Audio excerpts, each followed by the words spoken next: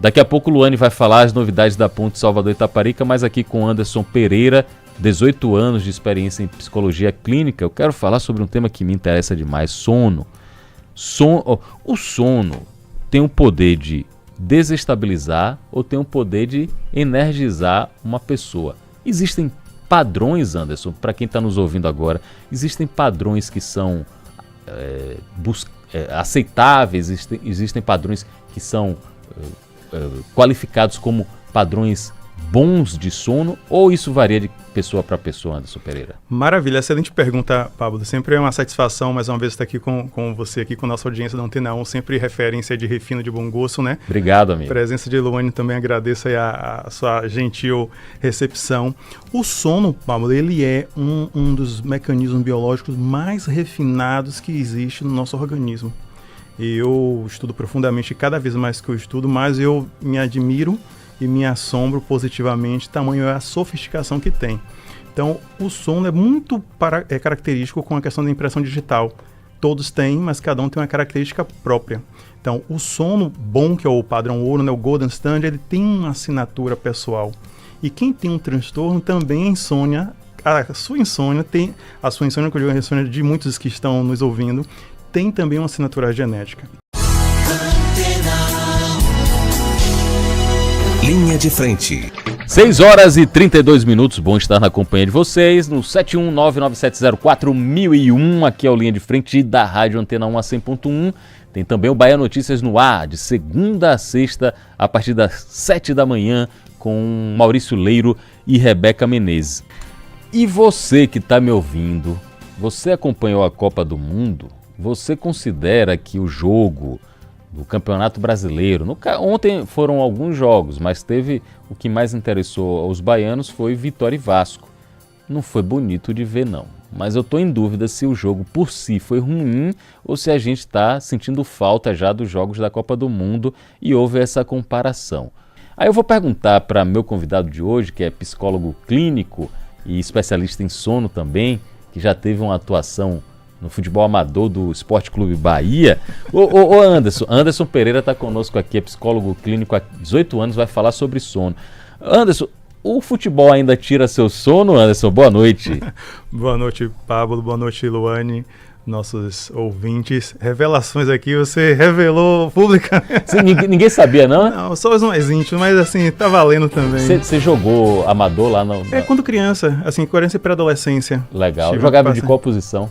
Era centroavante. Centroavante. Tem altura para isso, chegava ali entre os zagueiros. E atualmente você acompanha bem o futebol? Ou... Bem pouco, quase nada. O futebol para mim é só na época de Copa mesmo, de tempo em tempo, embora toda a família, né, grande parte da família é tricolor. Né? E essa Copa do Mundo, você está achando o quê? Da final, você faz um prognóstico aí, uma aposta? Eu tenho aquela ideia, exercitar especulação, né? Especulação futebolística.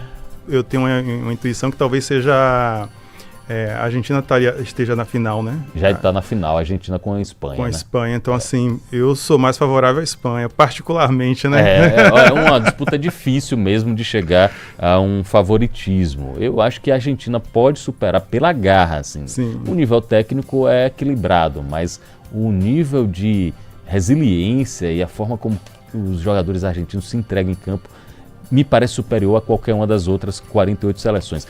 Sabe uma coisa que tira o sono das pessoas? É falta de grana. Quem não vai ter esse problema por muito tempo se chama o treinador Carlo Ancelotti. Um eu vi os milhões, né?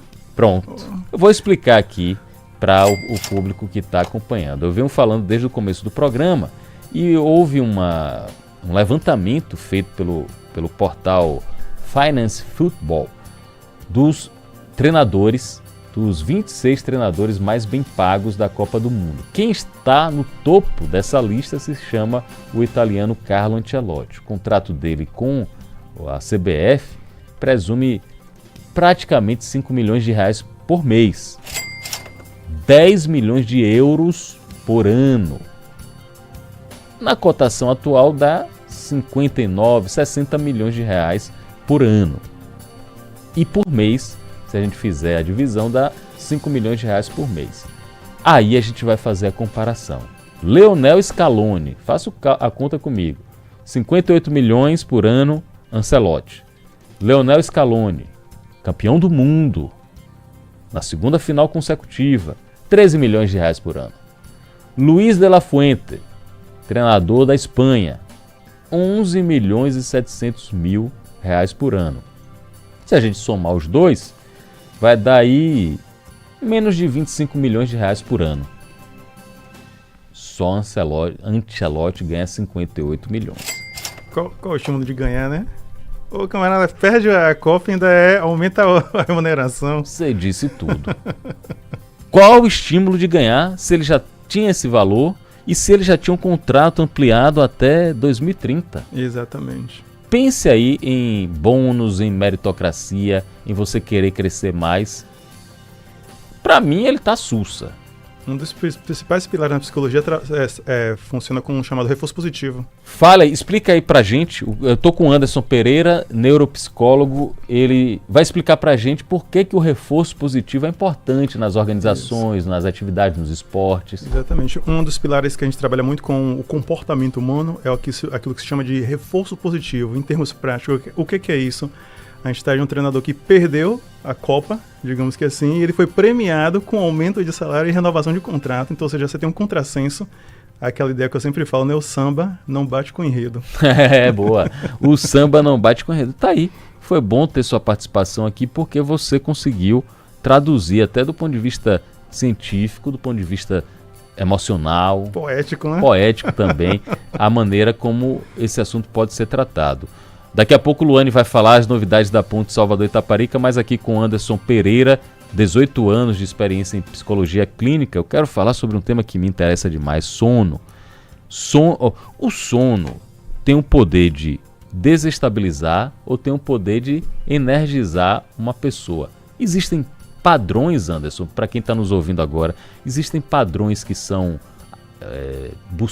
aceitáveis, existem padrões que são qualificados como padrões bons de sono, ou isso varia de pessoa para pessoa, Anderson Pereira? Maravilha, excelente pergunta, Pablo. Sempre é uma satisfação, mais uma vez, estar aqui com você, aqui com a nossa audiência da Antena 1, sempre referência de refino, de bom gosto, né? Obrigado, amigo. A presença de Luane também, agradeço aí a sua gentil recepção.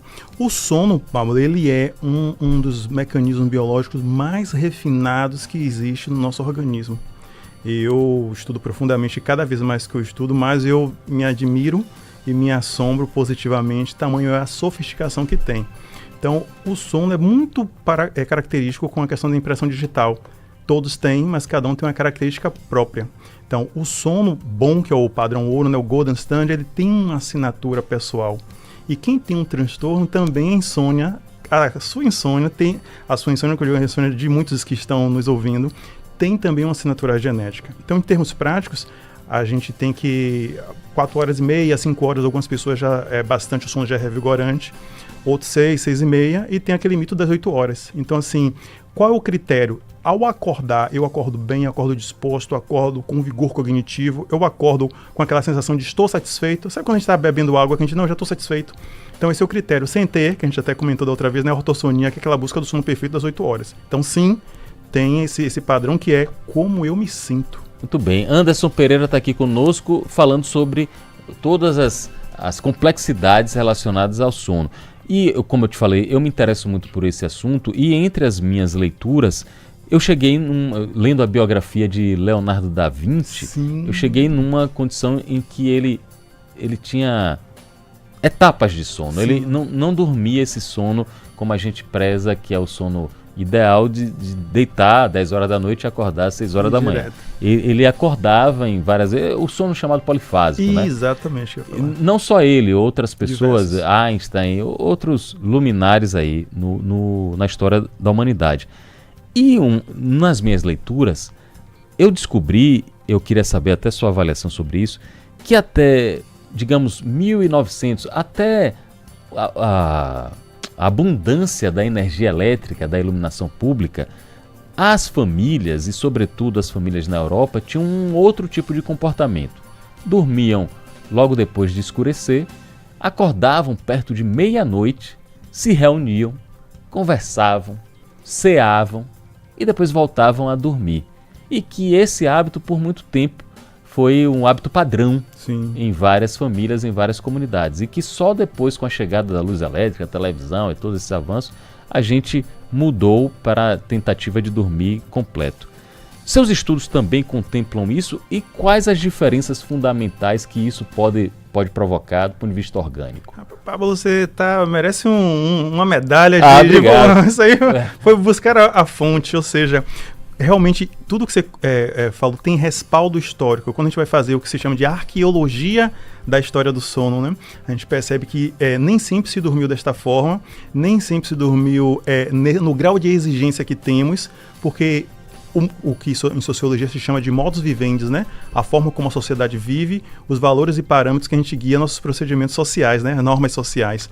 Está totalmente, intrinsecamente ligado à Revolução Industrial. Perfeito. Então, com o advento da luz elétrica e Revolução Industrial, aquela ideia time is money, né? O tempo é dinheiro, a gente começou, né, a vender nossa força de trabalho quantificada pela quantidade de horas, aquela história hour by man, né? Hora por homem, né? Ou seja, quanto que eu remunero por hora.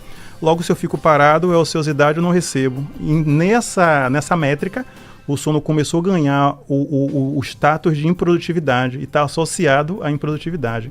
Essas famílias pré-industriais e inversão elétrica estavam muito mais próximas do que eram nossos ancestrais em termos naturais e tinham os seus ciclos biológicos respeitados. Concluindo, com o advento da luz elétrica, que é algo exógeno de fora, houve uma alteração do modus vivendi, ou seja, a forma como a sociedade vivia. E se alterou o chamado modus operandi, com outro conceito de sociologia, a forma como essa sociedade opera e atua sobre os desafios que tem. Muito bem. Então isso teve toda uma interferência, né? Interessante. O especialista no assunto sono, o psicólogo e também especializado em neuropsicologia clínica, Anderson Pereira, é nosso convidado. Você pode participar, tem dúvidas sobre sono, 99704-1001. Ele vai estar respondendo aqui para todos nós. Luane também quer perguntar, o sono de Luane parece ser mais profundo, é uma pessoa jovem, uma pessoa sempre de bem com a vida. Amém. Deve ser um sono suave, né, Ela Luane? falou que da outra vez era tranquila. Tranquila. Só tinha umas palhinhas de memória de vez em quando. Exato. Mas diante dessa visão da perspectiva da mente, né, de acordo com a sua perspectiva, doutor, o brasileiro em si, na verdade o baiano, ele tá andando mais cansado ou ele tá andando mais ansioso de acordo com a vivência que a gente está hoje? Porque são assuntos, né, que mexem com a gente, é o tarifaço, é a questão de emprego e a questão de saúde. Então, na sua perspectiva, é ansiedade ou é cansaço? Aquela ideia, né? A gente não sabe onde começa onde termina outro, né? O que eu costumo dizer, Luane e nossos ouvintes, é que a gente abrimos a caixa de Pandora. E aí o que eu quero trazer em termos práticos? Que o ambiente está sempre sendo configurado como perigosamente ameaçador. E o nosso sistema cognitivo, o nosso SARA, que é o sistema ativador reticular ascendente, que é uma estrutura que a gente tem cognitiva, está o tempo todo mapeando possíveis ameaças. E a ameaça da hora que a gente acorda, da hora que a gente dorme, é o que mais tem. Seja no trânsito, seja a ameaça da violência urbana, seja a ameaça econômica, política, instabilidade, ou seja, o nosso sistema cognitivo está o tempo todo entendendo que o ambiente é hostil e que a ameaça pode vir a qualquer momento e pode atentar contra a nossa integridade física. Logo, a gente ativa o hiperalerta. Então, tem até um autor chamado Byung-Chul Han, que é um autor da sociologia, que traz um conceito de sociedade do cansaço, onde estamos perigosamente moídos e cansados, né? Aí já é uma literação minha. Então, é isso também, Luane, é a ansiedade, é o cansaço, porque o mundo não para a gente poder sofrer e nem para a gente poder reagir. Então a gente ainda está se refazendo de uma situação, daqui a pouco vem outra, quando não é com a gente, é com alguém muito próximo que a gente conhece e gera uma preocupação, ou seja, digamos que o consultório, né, eu costumo dizer, concluindo, é uma espécie também de ouvidoria social. Então quando as pessoas chegam ali, não chega só um paciente, chega todo um histórico de uma família, das pessoas mais próximas, chega um ambiente de trabalho, chega o ambiente de moradia, ou seja, por trás de cada paciente ali tem dezenas de outras pessoas, é o ecossistema, né? E foi bom você citar Byung-Chul Han, que é um sul-coreano, isso. E que o título do livro dele, de Sociedade do Cansaço, no caso, em inglês, é The Burnout Society. Sim, a sociedade do... Ou seja, nossos avós chamavam de esgotamento físico, né? E a gente moído, trouxe para o burnout. Queimado a última instância, né? Até a última sequência, o burnout, né? Queimado até pulverizado, né? A gente não tem nem muita tradução específica no português, né? Por isso que a exaurido, exaustão. Exaurido, né? Sociedade da exaustão. Para o nosso público que está se interessando pelo sono, quais são as etapas, as fases do sono e por que cada uma delas é essencial, né? Porque a gente fala assim, interromper o sono assim de uma maneira muito brusca e os problemas que isso dá. Quais são, Anderson? Pronto, a arquitetura do sono. Estamos em vigília. Nesse momento. Nesse espero momento. Que o Luane também, espero que vocês ouvindo também.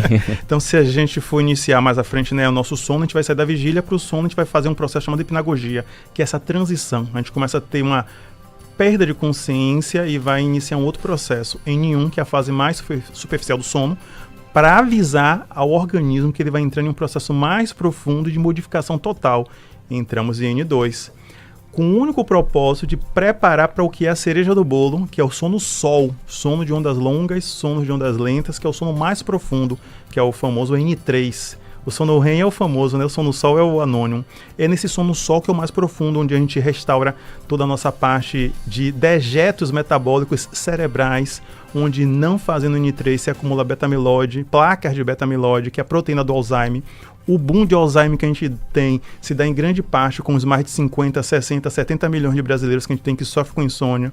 Então, quando a gente chega ali no N3, é ativar o nosso sistema linfático, que é um sistema de limpeza própria cerebral, que retira esses dejetos próprios do metabolismo nosso e a gente está em vigília. Então, a gente faz aquela higiene, vai sonhar um pouquinho no sono REM, e aí faz o que depois? Refaz esse ciclo todo. Esse ciclo de vigília N1, N2, N3 dura em média ali 90 minutos. Algumas pessoas um pouco menos, pode até ter 50 minutos, alguns mais, mas na média ali 90. E aí a tendência é que a pessoa faça 3, 4, 5, 6 ciclos desse ao longo de uma noite saudável.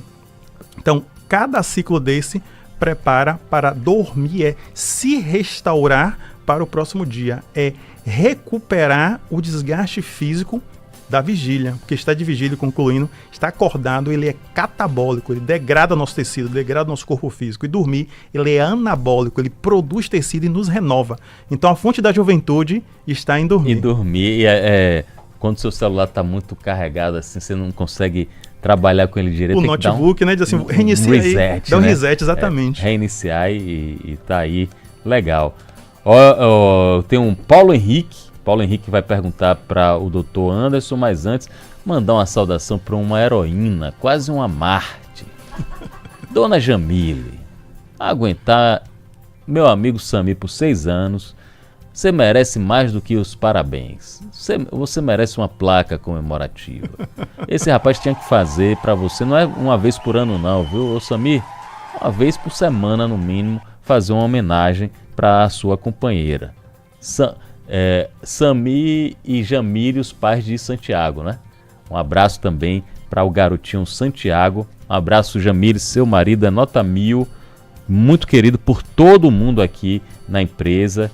E como é, Luane? Diz aí, Luane. Fala aí o que você pensou. Revela aí. Rapaz, pare de enrolar. Case logo. Rapaz, 6 anos, já tá na hora. Já casou, rapaz, já tá tudo certo. Paulo Henrique tem pergunta. Parabéns, dona Jamile. Paulo Henrique tem pergunta para o doutor Anderson. Paulo Henrique. Boa noite, Pablo. Boa noite, Lânio. Boa noite, doutor. Eu gostaria de saber se a pessoa acorda 2 ou mais vezes à noite, se isso está associado a algum problema de saúde. Aqui quem fala é Paulo Henrique de Maracangalha. Maravilha, Paulo. O que a gente tem, embora a gente tenha feito essa digressão antropológica histórica de que antes havia esse sono polifásico, né? Nas configurações atuais, a pessoa que ela inicia o sono, ela acorda com muita frequência. Se essa frequência ali, ela tem ali uma intensidade, ela tem acontece 2 ou 3 vezes por semana e perdura por mais de 3 meses, nos moldes atuais da nossa sociedade é caracterizado uma insônia de manutenção. É aquela pessoa que inicia, não tem dificuldade para iniciar, mas tem dificuldade para manter o sono. Então é uma insônia de manutenção, que inicialmente é aguda, ou seja, pontual específica, e não tratando se cronifica.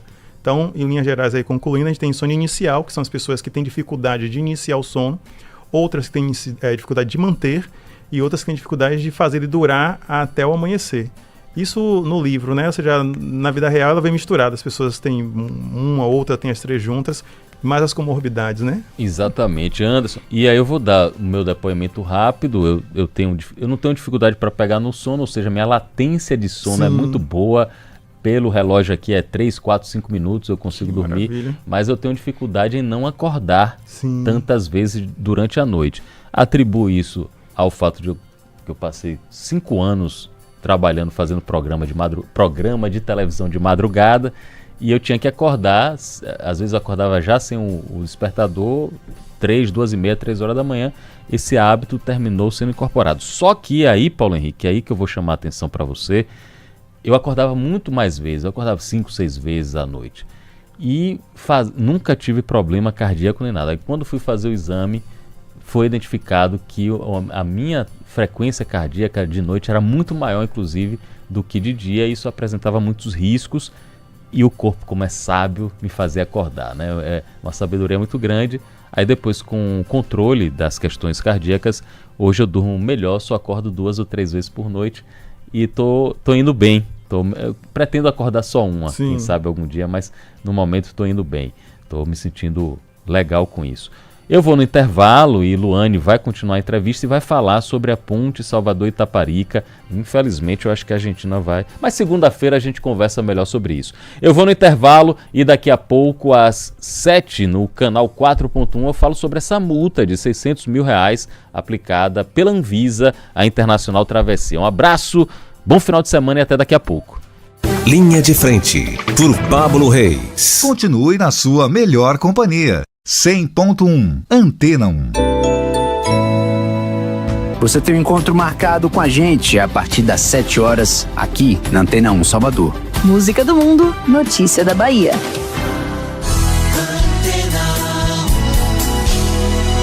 Linha de Frente.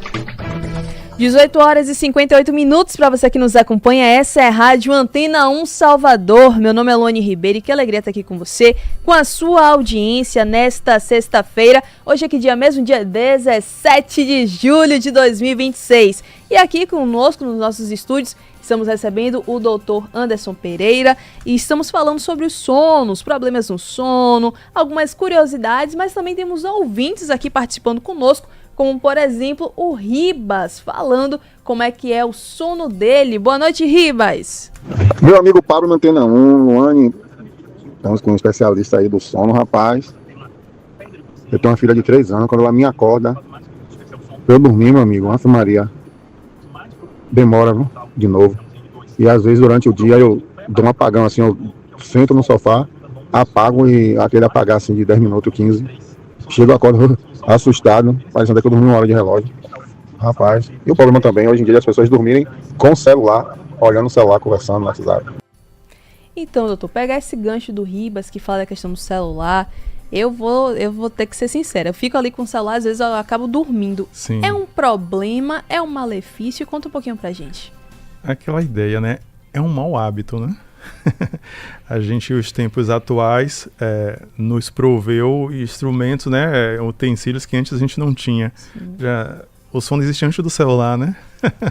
Então, ou seja, a gente foi adicionando instrumentos e acaba configurando como uma prática danosa, por diversos motivos, né? Rapidamente, desde a inibição da produção da própria melatonina, que traz o sono, não a de cápsula, né, mas a endógena, desde que também aquele conteúdo ali que a gente está assistindo na tela, ele vai trazer um conteúdo que vai trazer a gente rir, ou vai fazer a gente se irritar, ou vai fazer a gente ficar pensando, ou seja, você está ativando áreas cerebrais, que é um órgão que deveria entrar em repouso. Então a gente está estimulando, né, algo que deveria entrar em repouso, chacoalhando o que deveria repousar.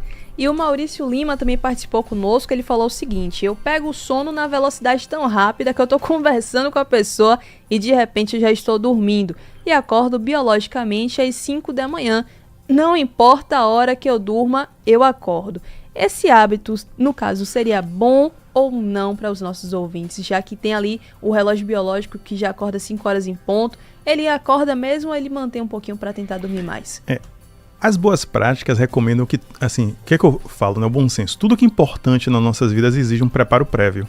E o sono é o momento mais importante que a gente tem. Então é recomendado que se faça um preparo prévio. Esse preparo prévio tem um nome específico chamado pré-sono. Então a ideia é que a gente se prepare. No caso dele, diz que de qualquer forma que ele dorme, né? Aparentemente parece não ter nenhum prejuízo. Mas as pessoas às vezes se desvinculam, né? Ou seja, não é porque eu não estou tendo um prejuízo agora que esse prejuízo não está acontecendo e a conta sempre chega. Como ele diz que inicia o sono e não tem nenhum prejuízo, ok, né? A ideia de que algumas pessoas são pequenos dormidores e tem uma pronta resposta. Mas o recomendado é que a gente tenha um pré-sono, a gente se prepare para iniciar essa fase, essa etapa ali, né, do dia, que é muito importante. Apesar de acontecer na noite, tá dentro das 24 horas, né, do dia. Perfeito. Para você que nos acompanha, essa Rádio Antena 1 Salvador, estamos recebendo o Dr. Anderson Pereira e a gente já está caminhando para os minutos finais da nossa conversa, da nossa entrevista. E eu gostaria que o senhor desse algumas dicas para os nossos ouvintes para ter uma boa noite de sono, aproveitando que hoje é sexta-feira, amanhã é final de semana, para eles estarem em paz. Maravilha. Eu sempre recomendo que dormir é uma necessidade fisiológica involuntária. Tentar obtê-la é não consegui-la. E o que eu estou trazendo com isso? Que é sempre importante, a gente não bebe qualquer água, a gente sempre olha a água que a gente está bebendo, né? A gente não come qualquer coisa de qualquer lugar. Então o sono, eu sempre abordo que é o quarto elemento. Então a gente não quer qualquer sono, não deve querer dormir de qualquer forma. Então que a gente confira o sono, o status que ele merece. Dormir é um ato de nobreza. Então essa é a mensagem que eu quero deixar hoje aí para os nossos ouvintes. Dormir é um ato de nobreza, viu? Com essa frase forte que a gente termina nosso programa, agradeço, doutor, a sua presença. Maravilha, aqui. Luane. É uma honra recebê-lo mais uma vez no nosso programa e dizer que as portas da Rádio Antena 1 estão abertas maravilha. aqui para recebê-lo. Pronto, estou honrado também de estar aqui na sua presença, e sempre tão cortês, tão cordial, tão generosa. Pude prover esse momento aí novamente. Um abraço a todos os nossos ouvintes aí da Antena 1. E para você que nos acompanha, continua sintonizado na FM 100.1, porque ao longo da nossa programação temos música da melhor qualidade para você nos acompanhar, viu? Além dos nossos boletins informativos sobre a Bahia e sobre o Brasil. Amanhã é sábado, a gente não tem programa, mas segunda-feira a gente está de volta aqui a partir das 18 horas com o programa Linha de Frente, apresentado por Pablo Reis. Às 7 horas da manhã, na segunda-feira, tem Bahia Notícias no Ar, apresentado por Maurício Leiro e Rebeca Menezes. Uma boa noite, um bom final de semana e agora você fica com o nosso colunista, Tiago Tolentino, a última participação de Tiago aqui conosco, falando sobre a Copa do Mundo. Tiago, muito obrigada, viu? Foi uma alegria ter você conosco aqui, nos atualizando sobre tudo que acontece na Copa do Mundo. E agora você fica com o nosso último boletim. Linha de Frente.